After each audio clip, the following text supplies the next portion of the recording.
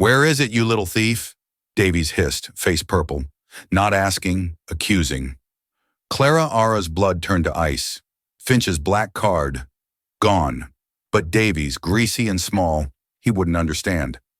See, her mother, lungs turning to stone, needed a miracle. 250,000, a sum she'd never see. And Davies, he just thought of himself.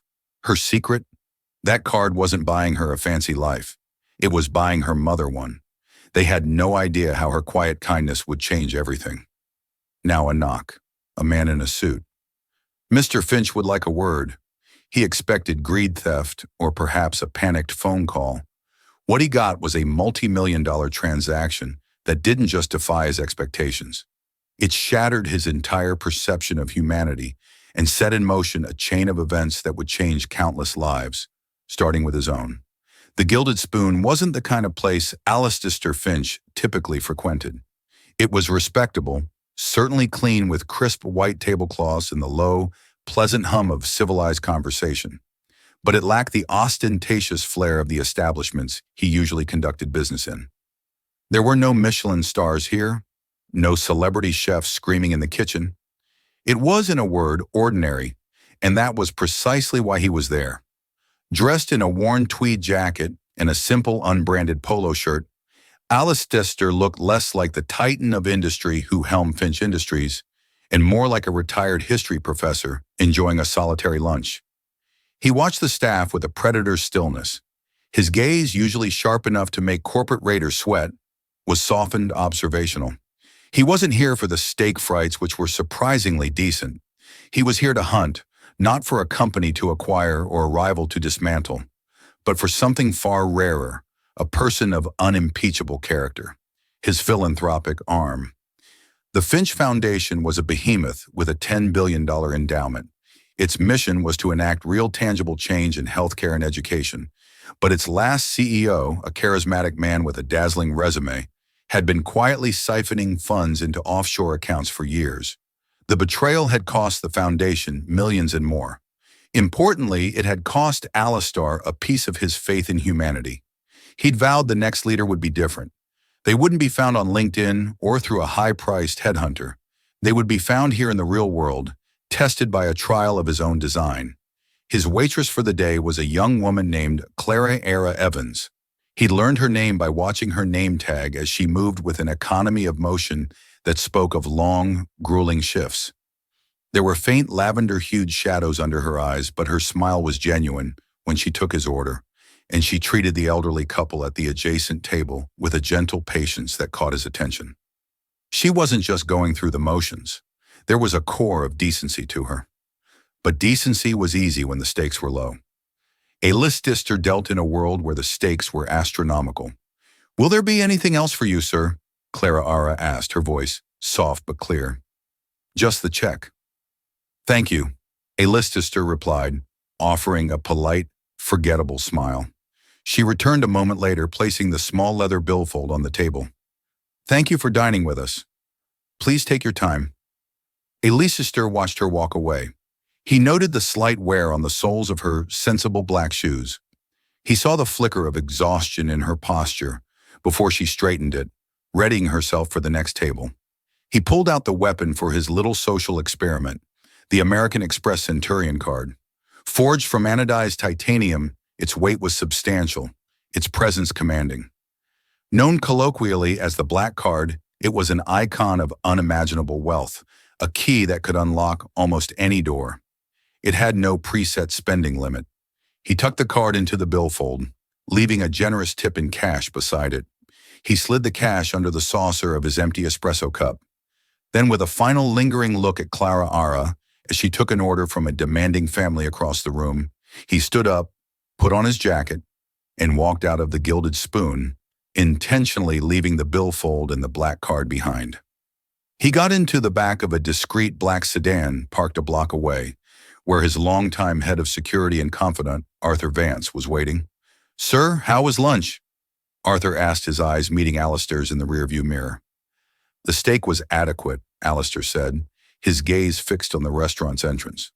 "The experiment is now underway." Arthur sighed. He was a man of 60 with a face that looked like it had been carved from granite, and he'd been with Alistair for 30 years. He disapproved of these games, as he called them. Alistair, is this really necessary? There are more conventional ways to vet a candidate.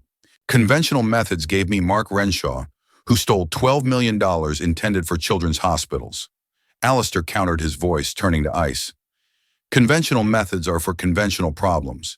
The rot in this world is unconventional. I need someone who, when handed a blank check from the devil, uses it to buy a ticket to heaven. Let's see what Miss Evans does. He settled back into the leather seat. He had systems in place. The card would trigger an immediate silent alert on his and Arthur's phones the second it was used, detailing the amount, time, and vendor. He had a private investigator, a man named Peterson, ready to be activated with a single text. In his mind, there were only a few possible outcomes. The most likely, she'd see the name A. Finch realized who he was and panicked, calling the restaurant manager and trying to return it. A good sign, but predictable.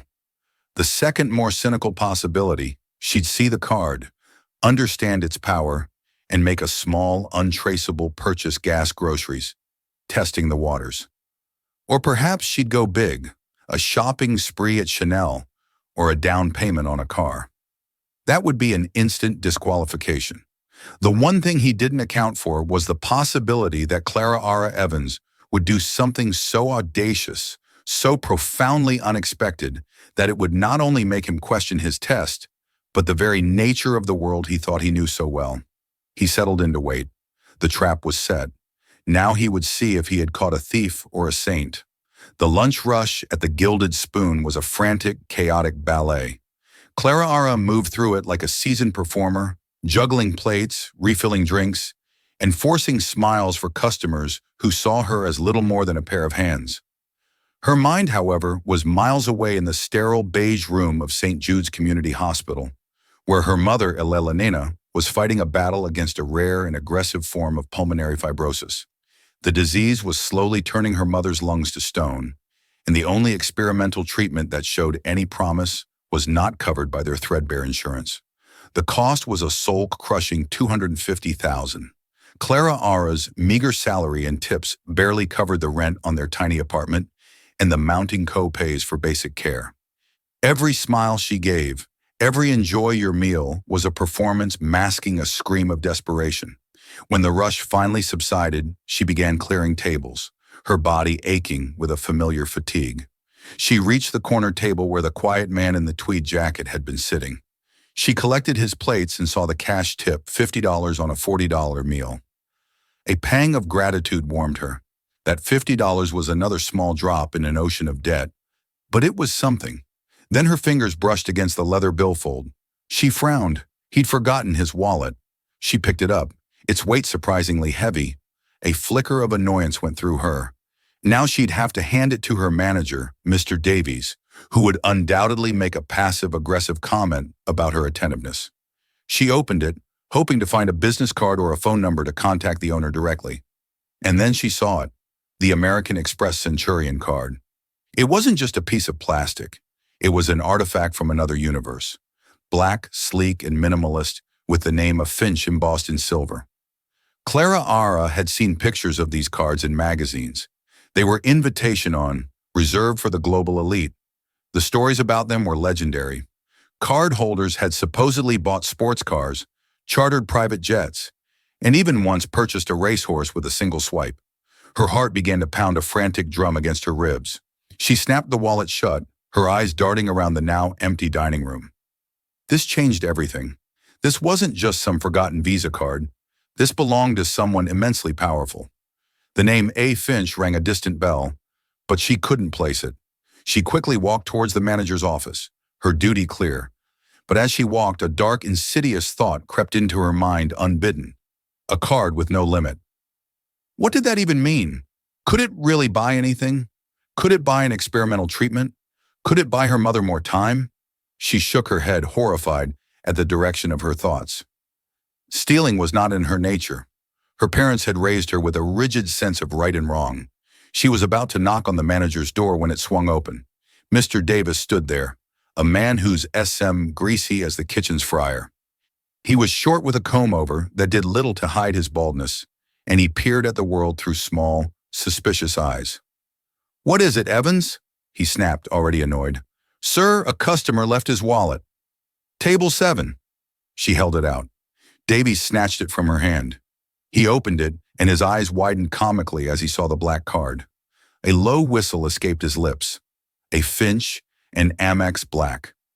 He looked at Clara Ara, and a sly, predatory gleam entered his eyes. "Did you look inside?" "Just to find an ID, sir," she said, her voice tight. "Right," he said, his tone dripping with disbelief. He tapped the card thoughtfully. Well, we'll just put this in the safe. If Mr. Finch wants it back, he can come and claim it." He started to turn away. "Shouldn't we try to contact him?" Clara Ara pressed. "A card like that, he must be worried." Davies turned back slowly, his smile unpleasant. "Restaurant policy. Evans, we hold lost items for 24 hours. It's not our job to play detective." He paused, looking her up and down. "Besides, a man with a card like this probably has a dozen more. He's not worried. Now get back to work. Section 3 needs polishing." Clara Ara watched him disappear into his office, the click of the lock echoing in the quiet hallway. A cold knot of dread formed in her stomach. Davies wasn't going to try to return it. She knew his type. He would wait, hoping the owner wouldn't return. And what then? What would a man like Davies do with a card he thought was untraceable? The possibilities made her skin crawl. He wouldn't use it for something noble. He'd likely try to buy a new car or a fancy watch, something that would immediately be flagged, getting him arrested and potentially implicating the entire restaurant, including her. She returned to her duties, but her mind was a whirlwind. The image of the card was burned into her brain. It represented a level of financial freedom so absolute it was abstract. It was the power to solve any problem with a simple transaction. Her phone buzzed in her pocket. A text from her older brother, Leo. "Mom had a bad night. Doctors are talking about palliative care again." The words hit her like a physical blow. Palliative care. The words were a death sentence. They were giving up, all for a lack of money. Clara Ara leaned against the wall in the staff corridor, the smell of bleach and old grease filling her nostrils. The injustice of it all crashed down on her. A man could have so much money he could forget a limitless credit card on a table, while her mother, a good woman who had worked hard her entire life, was suffocating to death because they couldn't afford the one thing that might save her. The internal battle was ferocious. Her conscience screamed at her. A lifetime of ingrained morality wearing against the primal, desperate need to save her mother. Stealing was wrong. It was a line she had never even considered crossing.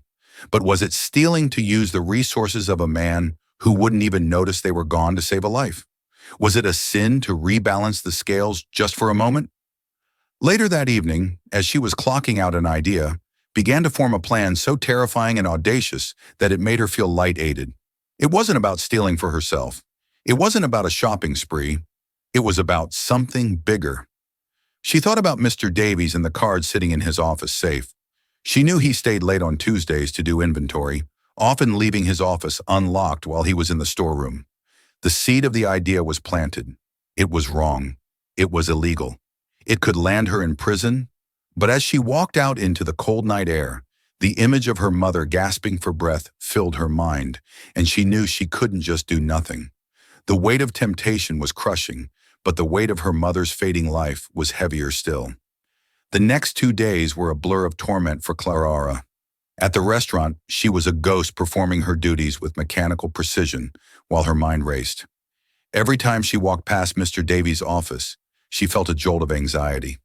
The card was in there, a sleeping dragon of infinite power, guarded by a petty, greedy man. At the hospital, she sat by her mother's bedside, holding her frail hand, the rhythmic, labored hiss of the oxygen machine, counting down the seconds of a life she was desperate to save. Dr. Lena Hansen, her mother's pulmonologist, had spoken to her again. She was a compassionate woman with weary eyes that had seen too much loss. Clara Ara, the new shipment of Osanatant, was supposed to arrive last week. She explained, her voice low and apologetic. "It's the key drug in the trial. But the manufacturer, Medstream Supplies, is having production issues. Even if you had the money, we can't get the drug. The entire hospital network is on back order. The news was a gut punch. It wasn't just about money anymore. It was a supply chain failure, a logistical nightmare that was costing lives. The unfairness was staggering. A solution existed, but it was sitting on a shelf somewhere, tangled in corporate red tape. That night, unable to sleep, Clara Ara sat at her small kitchen table, the glow of her laptop screen illuminating her pale, determined face. She wasn't a thief, and she wasn't a fool. If she was going to do this, she couldn't be reckless. She couldn't just buy a designer bag or a fancy car. That would be simple, selfish theft. What was brewing in her mind was something else entirely. It was a rescue mission. With trembling fingers, she typed Medstream Supplies into the search bar. The company was a mid-sized medical supplier based in Delaware. Their stock prices were in a slump. A recent news article detailed their struggles. A hostile takeover attempt had failed, leaving them cash poor and unable to scale up production of several key products, including the life-saving drug Osanitin. They had inventory, the article mentioned, but lacked the capital to sort out the logistics and distribution contracts. They were stuck.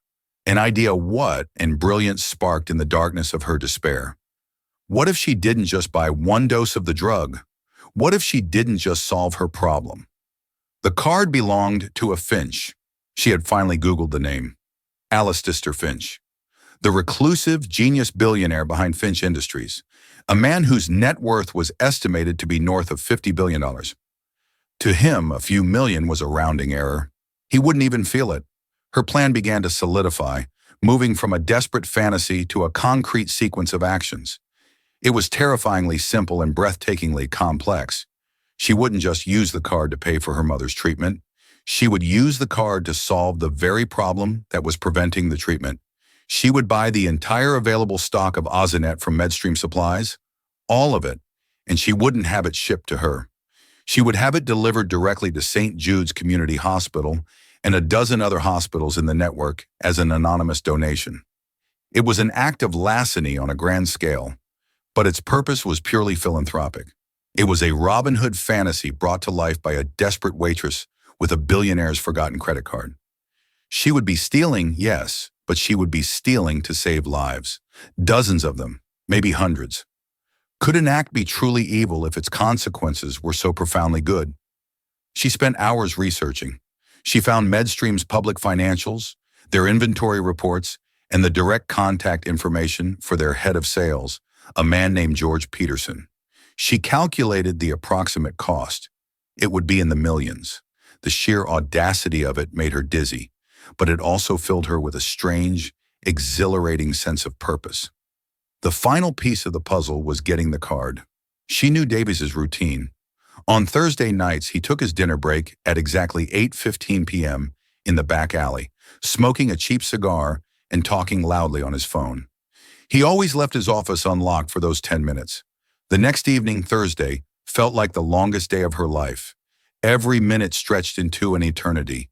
Her hands shook as she served coffee. At 8:14 p.m., she saw Davies head toward the back door, her heart hammered against her ribs. It was now or never. She walked calmly down the staff corridor, her steps feeling both heavy and light. As she had predicted, the door to his office was slightly ajar. She slipped inside, closing it gently behind her. The room smelled of stale cigar smoke and cheap air freshener. The safe was under his desk. She knelt her fingers, fumbling with the handle. It was unlocked. Of course it was. Davies was arrogant and careless. Inside, nestled amongst petty cash envelopes, was the leather billfold. She pulled out the black titanium card. It felt cold and heavy in her palm like a loaded gun. She took a deep, shuddering breath, slipped the card into her apron pocket, and walked out, her face a mask of calm. No one saw her. Back in the noisy restaurant, she felt strangely detached, as if she were watching herself in a movie. The decision was made. The die was cast. She wasn't just Clara Ara Evans, the struggling waitress, anymore. She was about to commit a multi-million-dollar crime, and she had never been more certain that it was the right thing to do. Clara Ara finished her shift in a daze. She nodded and smiled at her coworkers, her movements automatic, her mind a universe away. She declined their usual offer for a post-work drink, claiming exhaustion, which wasn't a lie. The walk home was surreal. The city lights of Boston blurred around her, the sounds of traffic fading into a dull roar. The titanium card was a cold, heavy square in her pocket, a constant reminder of the monumental line she was about to cross. In her small apartment, she didn't turn on the lights. She sat at the kitchen table, the card and her phone laid out before her like instruments for a delicate surgery. For a moment, she allowed herself to feel the full weight of her fear. Prison, public humiliation, the end of her life as she knew it. But then she pictured her mother's face, the slight blue tint to her lips, the struggle for every breath. The fear receded, replaced by a cold, hard resolve. She dialed the number for George Peterson, the head of sales at Medstream Supplies. It was past 10 p.m. on the East Coast. She was counting on him being a workaholic, the kind of person who kept his business line on at all hours. He answered on the third ring, his voice groggy and irritated. "Petersonen?" "Mr. Peterson, my name is Claire Vance," she said, using a slight variation of her name and pitching her voice lower, trying to sound confident and professional. "I apologize for the late hour, but I represent a private philanthropic interest that requires immediate action." There was a pause. Philanthropic interest. Who is this? The name of the foundation is not important at this stage. What is important is your available stock of Osinatant, Clara Ara said, her heart pounding. She had rehearsed this. "Our information suggests you have a significant inventory that you are unable to move due to logistical and capital constraints. Is that correct?" The silence on the other end of the line was telling. "Our inventory is a matter of internal company record," Peterson said wearily. "Mr. Peterson, I'm not here to negotiate patents.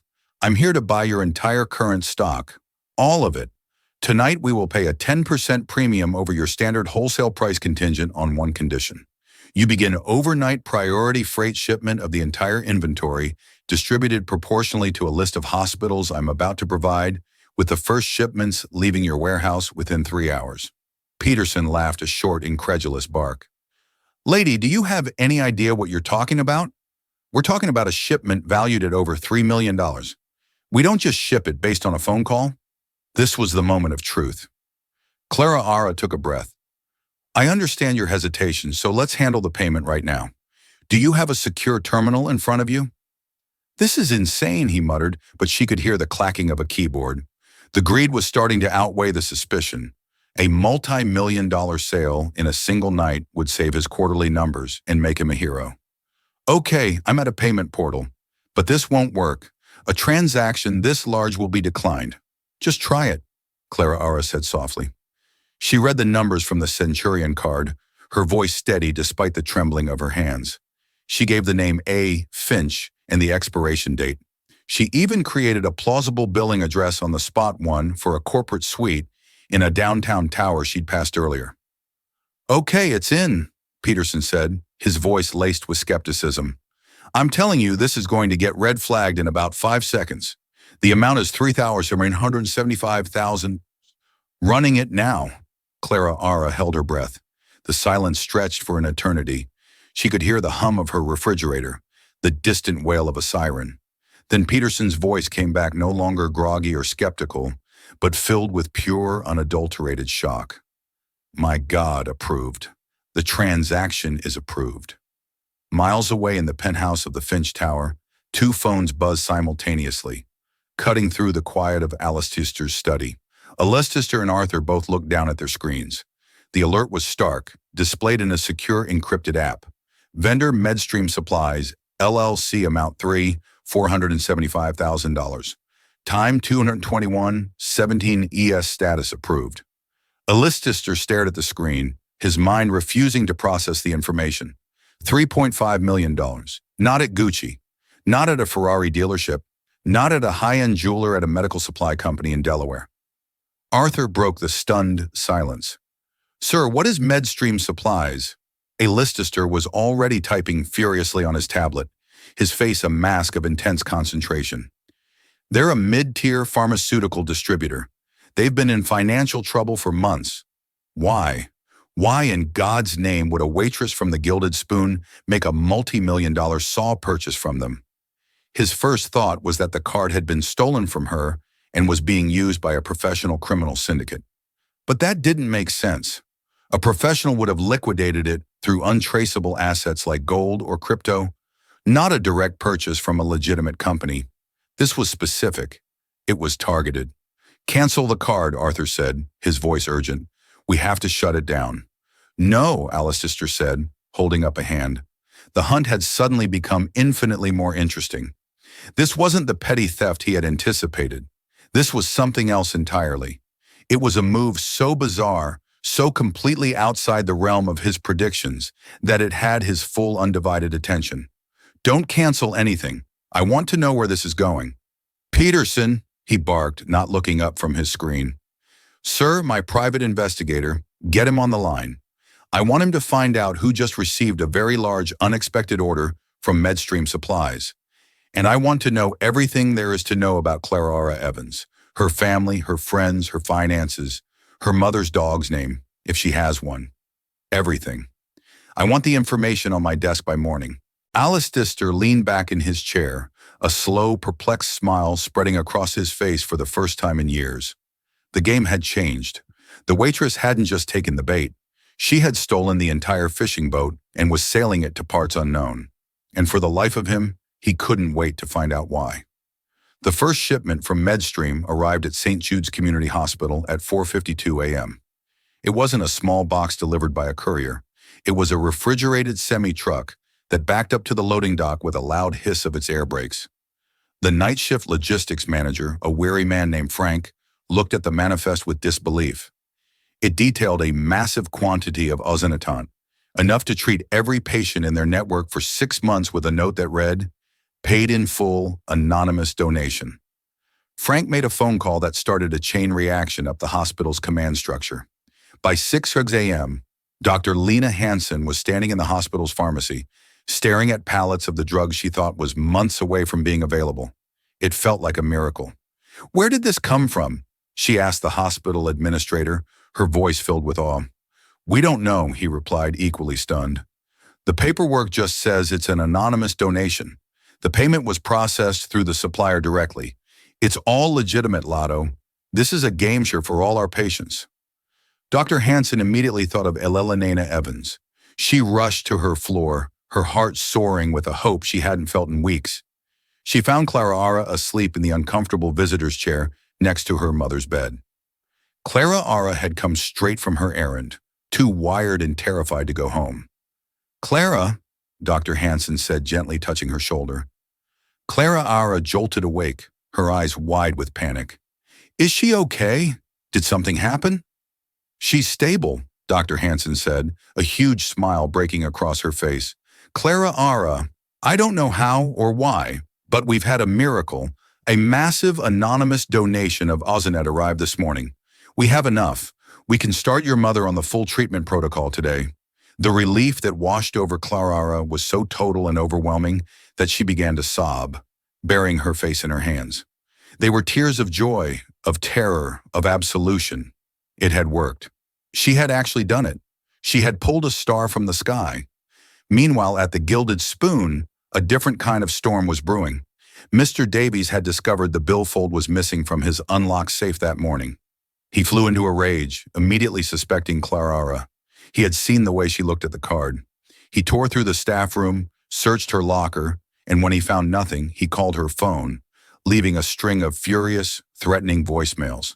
When Clara finally arrived for her shift that afternoon, exhausted but buoyed by the news about her mother, Davies cornered her before she could even clock in. "Where is it, you little thief?" he hissed, his face purple with rage. He had dragged her into his office, the door shut tight. "Where is what, Mr. Davies?" Clara asked, her voice shaking, but her gaze steady. "Don't play dumb with me." "The black card, Finch's wallet. I know you took it. I'm calling the police right now and they'll search you, your apartment, everything." Clara's blood ran cold. This was the part of the plan. She hadn't thought through the fallout. "I don't know what you're talking about," she lied, her heart thumping against her ribs. "Liar," he spat. "A man like that, he'll press charges. You'll be ruined. Your life will be over. But I can make this go away." A cunning look replaced the anger. You give me the card and a cut of whatever you've already spent, and I forget this ever happened. 50%. That's my offer. Clara Ara stared at him, disgust rising in her throat. He didn't care about the restaurant's reputation or about doing the right thing. He just wanted a piece of the pie. He assumed she had gone on a shopping spree that she had stolen out of simple greed, just as he would have. I didn't take it, she said, her voice firm. The standoff was interrupted by a sharp knock on the door. Before Davies could answer, it opened and a man in an expensive-looking suit stepped inside. He was tall with graying temples and an air of quiet authority. It was Arthur Vance. "Mr. Davies," Arthur said, his voice polite but firm as steel. "My name is Arthur Vance. I'm head of personal security for Mr. Alistair Finch. I believe you have something of his." Davies's jaw dropped. He paled, stammering. "Yes, of course, the wallet. Your employee here." He pointed a trembling finger at Clara. "Seems to have misplaced it after I secured it." Arthur's gaze shifted to Clara. It was not accusatory, but intensely analytical, like a scientist studying a strange, new specimen. He saw her pale face, the dark circles under her eyes, but also the defiant set of her jaw. He had read the preliminary report from the investigator. He knew about her mother. He knew about St. Jude's. He knew more or less what had happened, but knowing the facts and understanding the motive were two different things. "Ms. Evans," Arthur said, his tone softening slightly. "Mr. Finch would like a word with you. He is waiting in his car outside." The world seemed to tilt under Clara Ara's feet. It was over. The billionaire himself was here. She was going to be arrested. She thought of her mother finally getting the medicine she needed, and a strange sense of peace settled over her fear. It was worth it. Whatever came next, it was worth it. Without a word, she looked at the sputtering Mr. Davis, then at the implacable Arthur Vance, and nodded. "Okay," she whispered, "I'll go." The ride in Alistair Finch's car was the most unnerving experience of Clara Ara's life. It wasn't a flashy limousine, but a custom-built Maybach, the interior silent as a tomb and smelling faintly of rich leather and old money. Arthur sat in the front passenger seat while Clara sat in the back across from Alistair Finch himself. He was no longer the unassuming professor from the restaurant. Dressed in a flawlessly tailored charcoal suit, the man radiated an aura of immense power and intelligence. He wasn't looking at her. He was staring out of the window, his face unreadable as the city slid by. The silence was a crushing weight. Clara Ara expected shouting accusations, the cold click of handcuffs. Instead, there was just this unnerving, profound quiet. The car didn't go to a police station.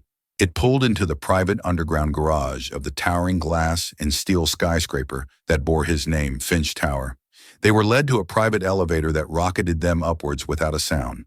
They emerged into a sprawling penthouse office with a floor-to-ceiling window offering a godlike view of the entire city. "Please have a seat," Alistair said, his voice calm and even. It was the first thing he'd said to her. He gestured to a leather armchair that probably cost more than her car.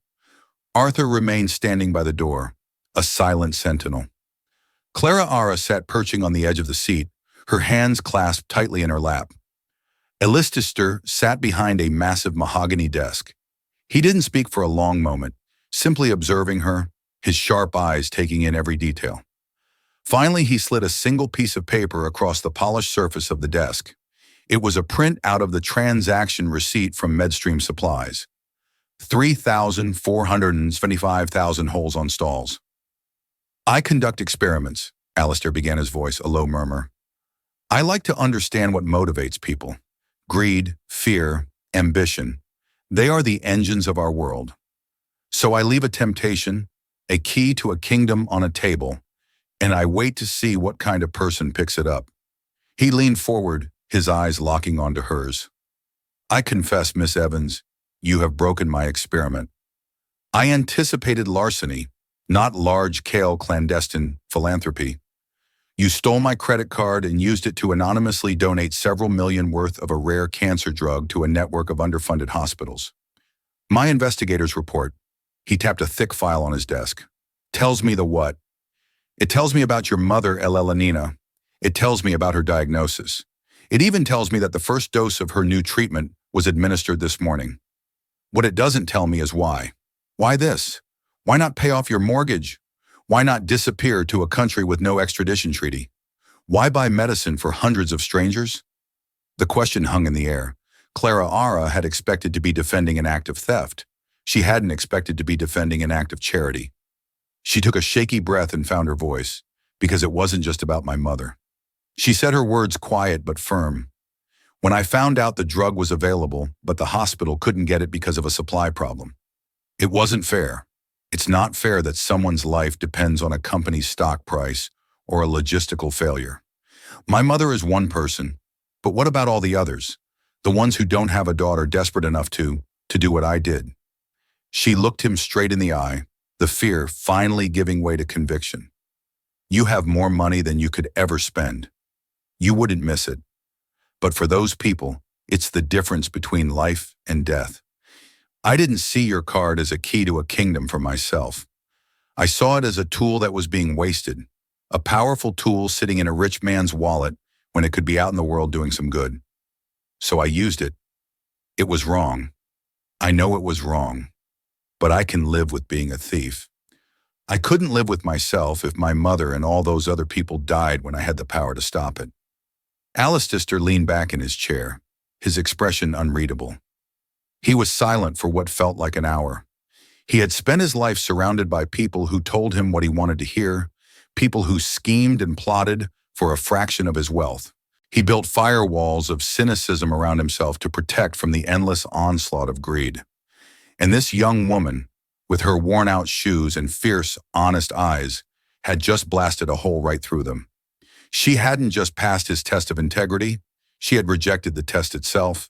She had seen a broken system and with his own money had performed a breathtakingly audacious act of social arbitrage. She hadn't just thought about her own problem, she had diagnosed and solved the root cause of the problem for everyone. It was the kind of thinking he valued most, systemic, empathetic, and ruthlessly efficient. He had been looking for a CEO for his foundation. Someone with integrity, yes, but also with vision. Someone who understood that real change wasn't about writing checks, but about fixing the broken machinery of the world. He thought he'd have to spend months searching, interviewing the best and brightest from Ivy League schools and top corporations. He was wrong. The perfect candidate had been serving him coffee for less than $20 an hour. "Arthur," Alistair said, his voice resonating with a finality that made Clara Ara flinch. "Sir," Arthur responded, "please contact the Boston Police Department. I need to report a crime." Clara Ara's heart plummeted. It was over. The brief flicker of hope was extinguished. She closed her eyes, bracing for the end. "Tell them," Alistair continued, a slow smile spreading across his face, "that the manager of a restaurant called the Gilded Spoon, a Mr. Davis, is attempting to blackmail one of my employees." Clara Ara's eyes snapped open. She stared at Alistair Finch, a whirlwind of confusion clouding her mind. "One of my employees."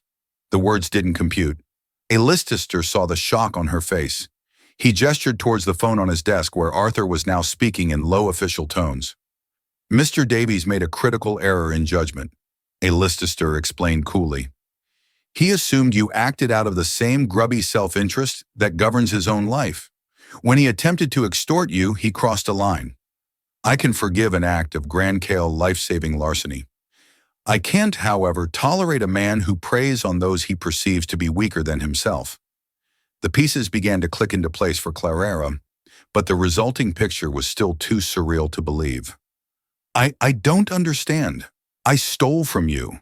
I committed a felony." "Technically," Alistair corrected, steepling his fingers, "you facilitated an anonymous donation on my behalf. A very, very aggressive one, I'll admit. But given the circumstances, I've decided to retroactively approve the expenditure. Consider it the first official act of the new CEO of the Finch Foundation." Clara's jaw literally dropped. She felt elated as if the air in the penthouse office had suddenly become too thin. The what?" "The position of Chief Executive Officer of my philanthropic foundation is vacant," Alistair said, his tone shifting from analytical to direct. "It is a role that requires more than just business acumen and a prestigious degree. It requires a fierce moral compass. It requires the ability to see a problem not just as it affects one person, but as it affects a whole system. It requires the audacity to implement radical solutions. For the last 2 days, Miss Evans, you have been engaged in the most unconventional job interview of my career, and you have passed with flying colors. He stood up and walked around the desk, stopping a few feet in front of her. He was no longer a judge, but a prospective partner. I need someone to run my foundation who understands what it's like to be on the other side of the glass. Someone who knows that a person's life is worth more than a corporate supply chain. I need someone who, when handed unlimited resources, doesn't think, what can I buy for myself, but what problem can I solve for everyone? That person is you, Clara. The offer was so immense, so life-altering that Clara couldn't speak. She thought of her years of waitressing, of the constant grinding anxiety about money, of the condescension from people like Mr. Davies, of the heartbreaking helplessness she felt at her mother's bedside. And now this man was offering her a chance to fight those battles, not just for herself, but for thousands of others. He was offering her an army. Why? She finally whispered. Why would you trust me? Because you didn't ask for my trust, he said simply. You earned it. You took an incredible risk, not for personal gain, but for the greater good.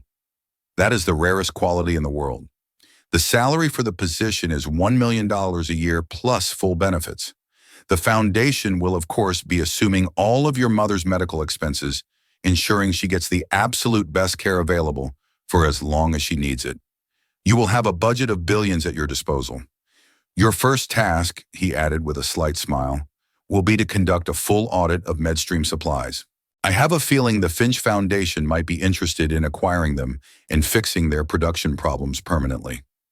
Tears began to stream down Clara's face, but for the first time in years, they were not tears of sorrow or fear. They were tears of overwhelming cathartic release. The weight she had been carrying for so long was suddenly lifted. Just then, Arthur finished his call. Sir, the Boston PD are on their way to the Gilded Spoon. They were very interested to hear about Mr. Davies' extortion attempt. They were also grateful for the tip regarding his history of skimming from the register which your investigator uncovered. Alistair nodded. Thank you, Arthur. He turned back to Clara. The choice is yours. Of course, you can decline my offer and we can part ways. The donation will stand and there will be no legal repercussions for you, or you can accept and we can begin the work of changing the world. What do you say, Miss Evans? Clara looked out the vast window at the city, sprawling below, a city full of people just like her, fighting their own desperate battles. She had been given a chance to be their champion. She wiped the tears from her cheeks, stood up, and met the billionaire's gaze with a newfound strength. Yeah, she said, her voice clear and steady. Yes, Mr. Finch, I accept. 6 months later, the name Clara Evans was no longer whispered in the hushed corridors of St. Jude's as a mythical anonymous benefactor. Instead, it was spoken with respect in boardrooms, hospitals, and community centers across the country. The transformation was staggering. The tired waitress was gone, replaced by a confident, incisive leader who moved with a purpose that inspired everyone she met. Her office on the floor just below Alistair's was a testament to her new role. One wall was a massive whiteboard covered in flowcharts and logistics plans, mapping out systemic solutions to healthcare deserts and educational funding gaps. She hadn't just accepted the job. She had seized it. Her first act as CEO was indeed the acquisition of Medstream Supplies. With the full backing of the Finch Foundation's capital, she didn't just buy the company, she revolutionized it. She streamlined production, slashed bureaucratic red tape, and implemented a new compassionate pricing model for underfunded hospitals, ensuring that profit margins never stood in the way of saving lives. The company, once failing, was now a paragon of ethical enterprise. Oxenitant and dozens of other critical medications were now abundant and affordable. Her mother, Elenina, was living proof of her success. Receiving the best care money could buy, the experimental treatment had worked wonders. While her lungs would never fully recover, the disease's progression had been halted. She was back in their old apartment, now renovated and mortgage-free. Breathing easily, a vibrant light returned to her eyes. She watched her daughter on the news one evening, announcing a new scholarship program for underprivileged students, and her heart swelled with a pride so profound it brought tears to her eyes. Alistair Finch found himself more energized than he had been in decades. He had intended to hire an administrator. Instead, he had found a visionary. Clara Ara challenged him, questioned his old assumptions, and brought a raw human perspective to their work that his wealth had insulated him from. They developed a deep symbiotic partnership built on mutual respect. He provided the resources and the high-level strategy. She provided the ground-level insight and the unrelenting passion. One evening, he found her staring out her office window, much as he often did from his own a floor above. "Long day?" he asked, leaning against the doorframe. She turned, a warm smile gracing her lips. "A productive one.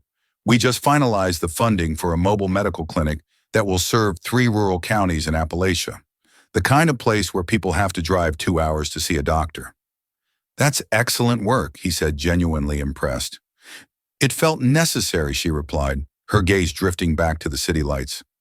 "I keep thinking about how many people are out there, just one piece of bad luck away from disaster, one diagnosis, one layoff, one broken down car. We can't fix everything, but we can build better safety nets. We can fix the broken systems." Alistair walked further into the room, standing beside her. "You know," he said quietly, "when I left that card on the table, I was at my most cynical. I expected to confirm my belief that people are inherently selfish, that given the chance, they will always take for themselves." He looked at her, his usual guarded expression softening. "You didn't just prove me wrong, Clara. You gave me something I thought I'd lost for good, a reason to be optimistic. You didn't just see a blank check. You saw a blueprint for a better world." Clara's smile widened. "It was your check, Alistair. I just drew up the plans." The air between them was charged with more than just professional respect. It was the camaraderie of two people who, from opposite ends of the universe, had found a shared purpose. The test was long over. The real work had just begun, and for the first time, Alistair Finch was not alone in his quest to mend the world. He had found his equal not in a boardroom, but across the worn-out counter of a restaurant, all because he dared to ask a question, and she dared to provide an answer he could never have imagined. In a world that often feels divided and cynical, Clara Ara's story is a powerful reminder that our choices define us, especially when we're faced with temptation. She was handed a key to unlimited personal wealth, but instead of opening a door for herself, she built a bridge for countless others. Her decision shows that true power isn't about what you can acquire, but what you can contribute. It proves that empathy, intelligence, and audacity can be a force for incredible change, capable of rewriting not just one life, but the systems that govern us all. This story is a testament to the quiet heroes living among us, proving that a single act of selfless courage can ripple outwards, creating a tidal wave of hope. If this story informed you or made you think, please take a moment to hit that like button and share it with someone who needs to hear a story of hope. Don't forget to subscribe to the channel and turn on notifications so you won't miss our next story. What would you have done with the card? Let us know in the comments below.